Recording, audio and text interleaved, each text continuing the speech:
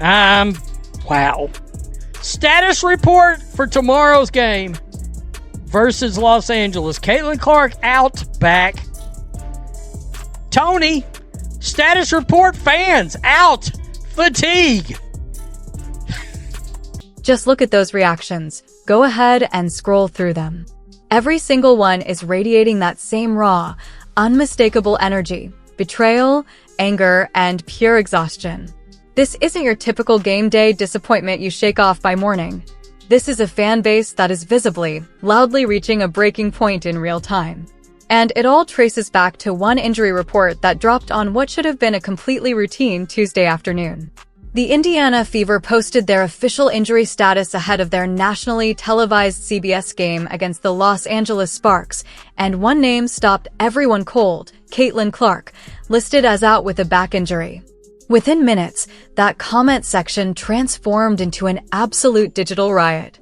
Fans weren't just heartbroken that their star player would miss the game. They were done. Completely and utterly done with what they see as a systematic failure to protect the league's single biggest draw. Supporters, well, I knew whenever the official Indiana Fever injury status report would get unleashed, it would get ugly for the Indiana Fever and the WNBA. A lot of fans out there, a lot of fans. And trust me, he is not exaggerating even slightly about how ugly this actually got. The Fever's social media team probably wishes with everything they have that they had never posted that injury report at all.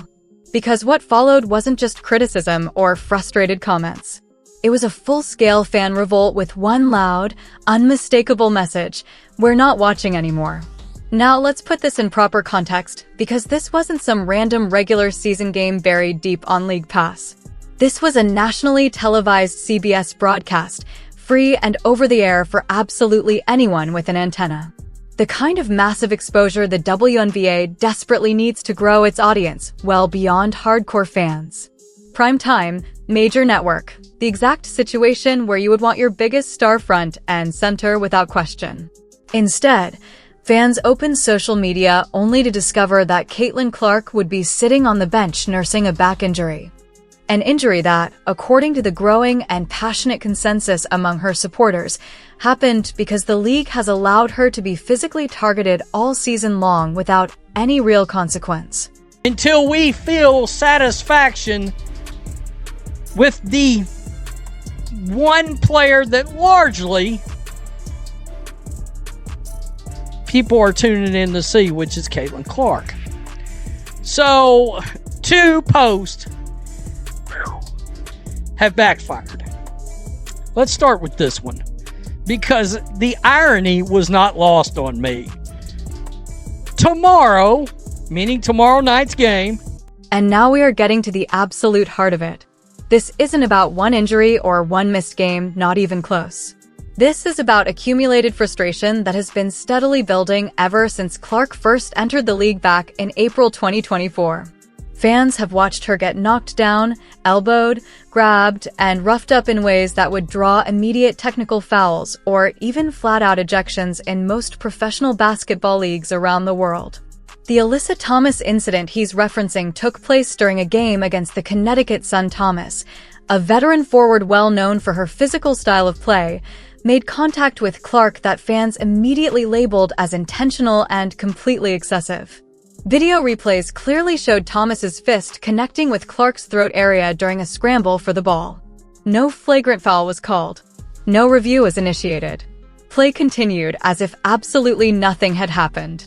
Then came the knee. During that same sequence, with Clark already on the ground, Thomas's knee made contact with Clark's midsection in what fans described as a deliberate and calculated strike.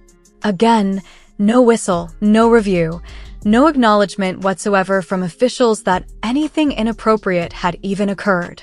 The league's response: silence. Commissioner Kathy Engelbert didn't address it during her weekly media availability. The officiating crew faced no discipline or public correction. Alyssa Thomas received no supplementary punishment or fine of any kind. The message fans received came through loud and crystal clear: This behavior is perfectly acceptable when it comes to Caitlin Clark. Well, I said, Caitlin Clark gonna need Blue Cross Blue Shield by the time all these hateful ass players get done with her. I mean, fans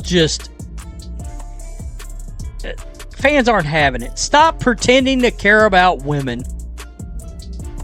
You don't. It's obvious you're trying to give Caitlin Clark's career-ending injuries. What a bunch of hateful liberal women. And that contrast right there is exactly what is driving fans absolutely insane.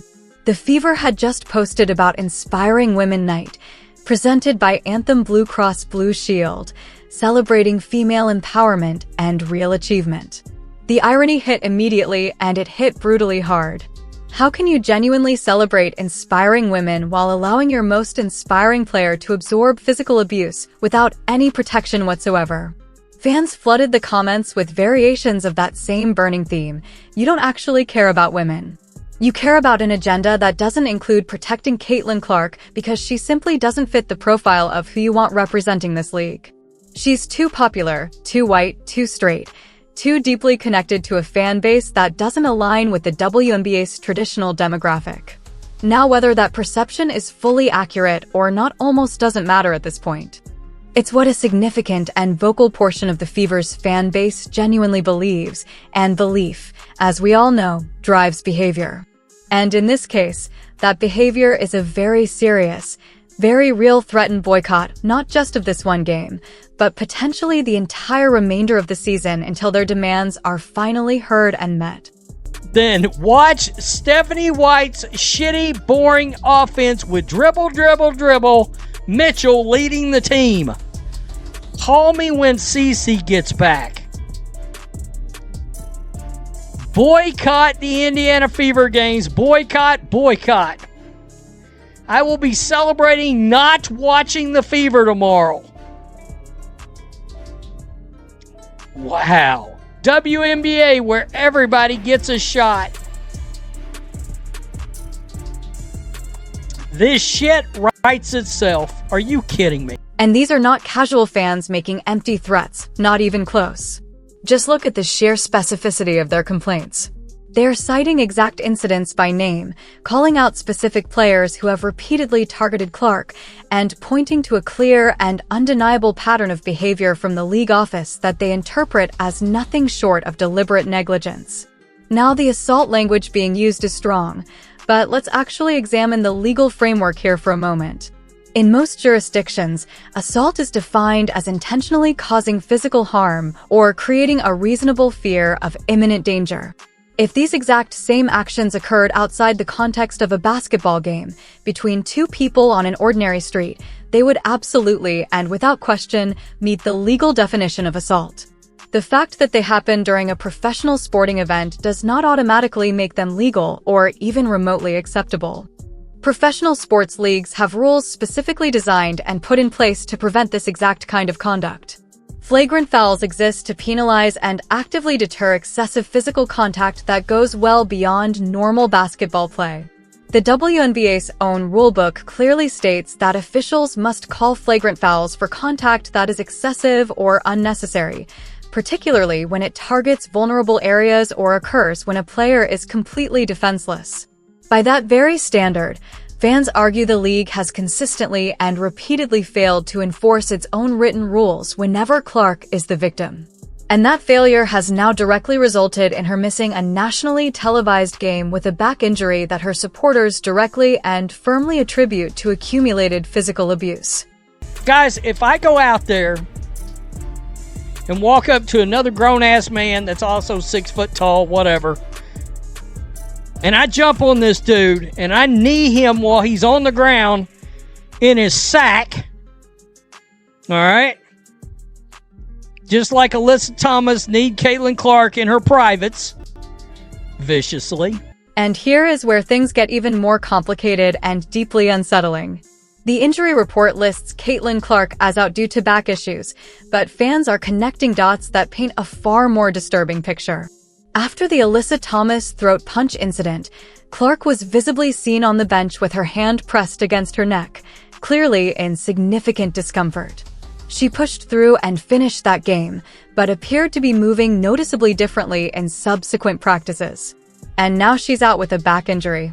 Is it actually related to that earlier contact? Could compensating for neck pain have caused her to alter her mechanics and ultimately strain her back? We don't have medical records to confirm that connection directly, but fans don't need a doctor's note to recognize the pattern staring them right in the face. Clark gets targeted physically, Clark shows visible signs of pain, and Clark eventually has to sit out.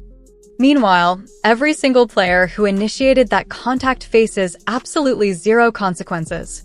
Alyssa Thomas played the very next game without any disciplinary action whatsoever. She hasn't been fined, she hasn't been suspended, and she hasn't even been publicly criticized by the league office.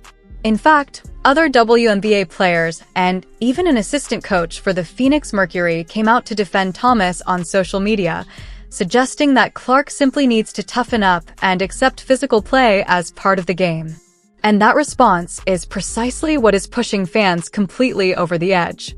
It's not just that the league won't protect Clark, it's that the league's broader culture actively mocks the very idea that she deserves protection at all. Carlos Garcia, wrong reason. The report should say, Caitlin Clark out, assaulted. And this is the problem with all the nitwits and losers and wimps and the P words that are following and covering the club. Oh my God, the media don't like you. And this right here is the nuclear option. Fans are now discussing this openly and seriously, not just boycotting one game, not just venting their frustration on social media. We are talking about a complete and total withdrawal of support until real, structural changes occur within the organization. And their demands are remarkably specific. Fire Stephanie White, the Fever's head coach, who fans firmly believe has failed to advocate for Clark's physical protection. Fire Amber Cox, the team president, who fans directly blame for creating an organizational culture that simply does not prioritize Clark's well-being. Remove Kathy Engelbert as WNBA commissioner and replace her with someone who will actually enforce player safety rules consistently and without exception. And here is the demand that truly shows just how deep this frustration really runs. Some fans are openly calling for Adam Silver, the NBA commissioner himself, to step in and take direct control of WNBA operations entirely. They have completely lost faith that anyone currently running this league has either the competence or the willingness to fix these problems. The threat to boycott until Clark is traded is particularly telling and heartbreaking. These are supposedly Fever fans, yet they're fully willing to lose their own star player if it means she lands with an organization that will actually protect her. They would rather watch her succeed somewhere else than witness her career get slowly shortened by entirely preventable injuries right there in Indiana. Don't attend the game. Don't watch it on TV. The Fever front office and the coach do not support Caitlin Clark. The Fever front office and coach do not support Caitlin Clark. Don't support the Fever. Guys. I mean, it's wild. And the media coverage angle adds yet another deeply frustrating layer to this entire disaster. Fans are pointing out that mainstream WNBA media has been largely and conspicuously silent about the physical targeting of Clark. Beat reporters who cover every minor controversy with breathless urgency somehow cannot find the time to write about the league's biggest star absorbing flagrant fouls that go completely uncalled. ESPN, which holds broadcast rights to WNBA games and has a direct financial interest in the league's success, has been particularly and loudly criticized for what fans see as blatantly biased coverage. Multiple ESPN personalities have made comments openly dismissive of Clark or her fan base. The network aired segments questioning whether Clark even deserves the attention she receives, whether her popularity is actually good for the game, and whether fans who showed up specifically to watch her are real WNBA fans at all. This created a toxic and deeply uncomfortable dynamic where Clark brings unprecedented ratings and revenue to the league, yet the league's own media partners seem genuinely resentful of her popularity rather than grateful for it. Fans notice that glaring disconnect every single time. They notice that when Clark gets knocked down, the broadcast often cuts away quickly or the commentators casually minimize what just happened. They notice that highlight packages emphasize her turnovers far more than her assists. The media's role in shaping narrative simply cannot be overstated. When reporters deliberately choose not to cover incidents of physical targeting, when commentators downplay violent contact, and when networks platform voices that are openly hostile to Clark and her fans, it creates an environment where that targeting can continue completely unchecked and without any real accountability. Without the biggest star the WNBA's ever had, because Kathy Engelbert, Stephanie White, Amber Cox, Lynn Dunn, that's LD Chalk talk, won't protect her from literal violence and abuse. Status report for me watching tomorrow's game versus LA. Jay out. Would fall asleep watching Stephanie White ball.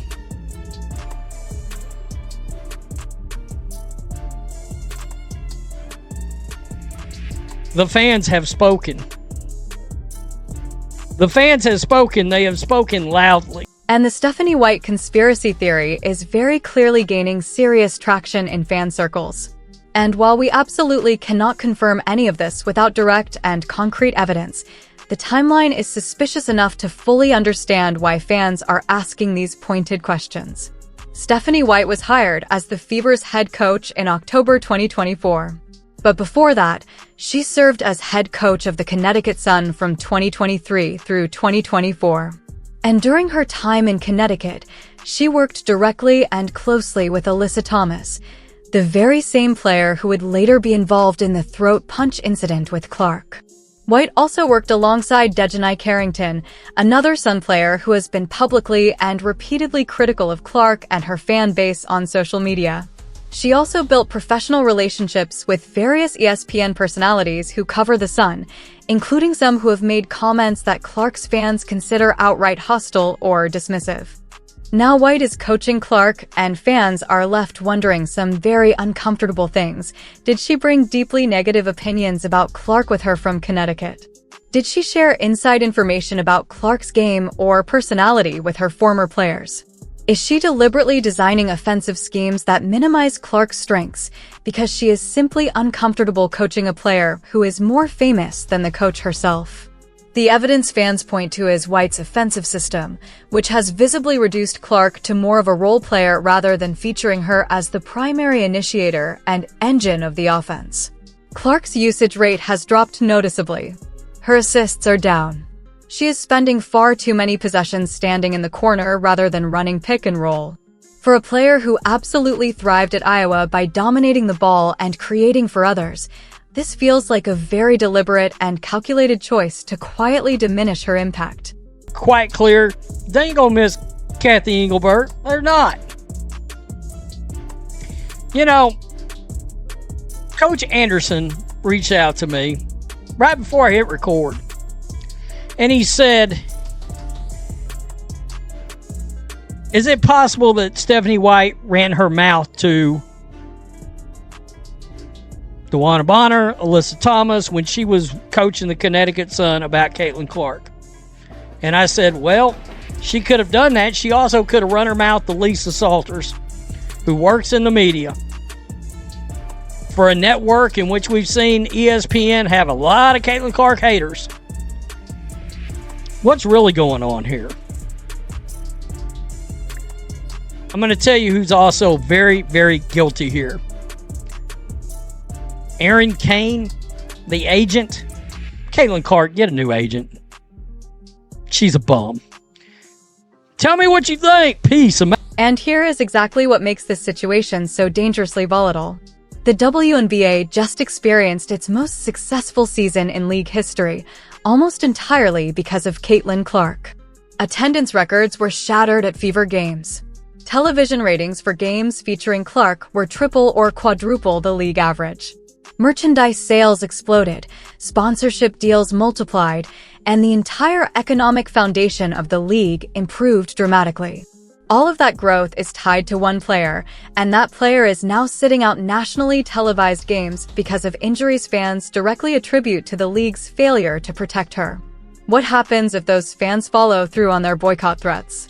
What happens if viewership becomes entirely dependent on whether Clark is healthy enough to play? The league has created a situation where it is economically dependent on a player its own culture seems to resent. That is simply unsustainable. Either the league embraces and protects its biggest star, or that star's career gets shortened and every economic gain disappears with her. Commissioner Kathy Engelbert has been notably absent from this conversation. She hasn't addressed the physical targeting of Clark, announced officiating changes, or met with Fever management about player safety. Her silence is deafening, and fans interpret it as indifference or worse, tacit approval. The comparison to the NBA is stark. If a player bringing LeBron James levels of attention was getting targeted without consequence, Adam Silver would hold a press conference within 24 hours. Fines would be issued. The message would be clear: this stops now.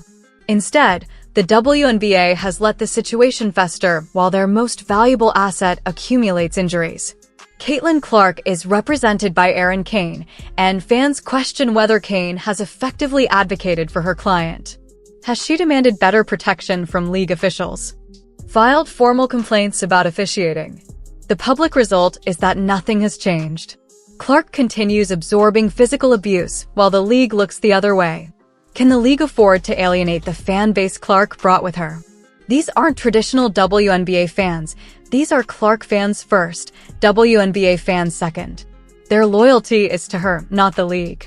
Fever games without Clark draw significantly lower attendance and ratings, meaning the league's overall success is heavily dependent on her participation.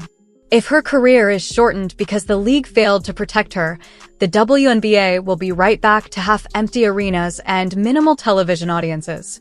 That is why this injury report matters so deeply. It is about whether the league has learned anything from this season's success and whether they can make the changes necessary to sustain Clark's generated growth. Right now, the evidence suggests they cannot. The same players target Clark without consequence. The same officials swallow their whistles. The same league office stays silent. And the fans are done. They are not watching tomorrow's game, not buying tickets, not subscribing to League Pass or engaging with WNBA content. Unless something changes soon, they are not coming back. The real question is whether the WNBA will react before it is too late. Will Engelbert address this publicly? Will officiating standards change? Will players face real consequences? Or will the league continue down this path until Clark's career is derailed, her fan base abandons the WNBA entirely, and every bit of progress from this historic season evaporates as though it never happened? Because that is exactly the trajectory this league is on right now.